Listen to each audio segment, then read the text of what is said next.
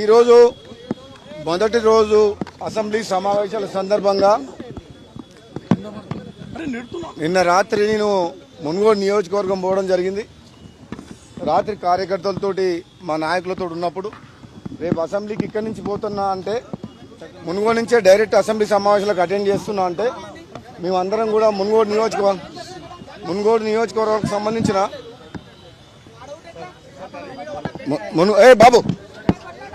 మున్గోడు నియోజకవర్గానికి సంబంధించిన చాలామంది నా మిత్రులు, అభిమానులు, నాయకులు కూడా మేము కూడా మొట్టమొదటి రోజు అసెంబ్లీ సమావేశాల సందర్భంగా మీరు పోతున్న మీతో వెంట వస్తాం.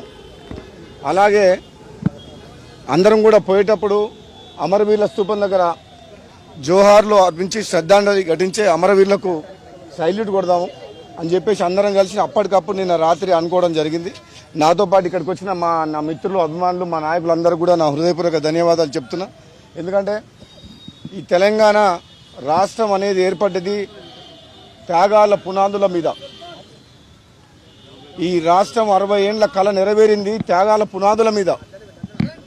తెలంగాణ ఉద్యమకారులు వాళ్ళ కష్టం, ఎంతోమంది అమరవీరుల ఆత్మ బలిదానాల త్యాగమే ఈరోజు తెలంగాణ రాష్ట్రం. ఈ తెలంగాణ రాష్ట్రం ఒక మన స్తూపం, అమరవీరుల స్తూపం అంటే మాకు గుడితోటి సమానం. ఈరోజు తెలంగాణ రాష్ట్రం కోసం అయితే ప్రాణాలు అర్పించిండ్రో అమరవీరులు ఎప్పుడు ప్రజల గుండెల్లో ఉంటారు సజీవంగా. అందుకనే మొట్టమొదటి సమావేశం కాబట్టి నేను ఇక్కడికి రావాలని, ఇక్కడికి వచ్చి ఒకసారి అమరవీరుల స్తూపాన్ని దర్శించుకోవాలని రావడం జరిగింది. అంతే తప్పితే ప్రత్యేకంగా ఏం లేదు.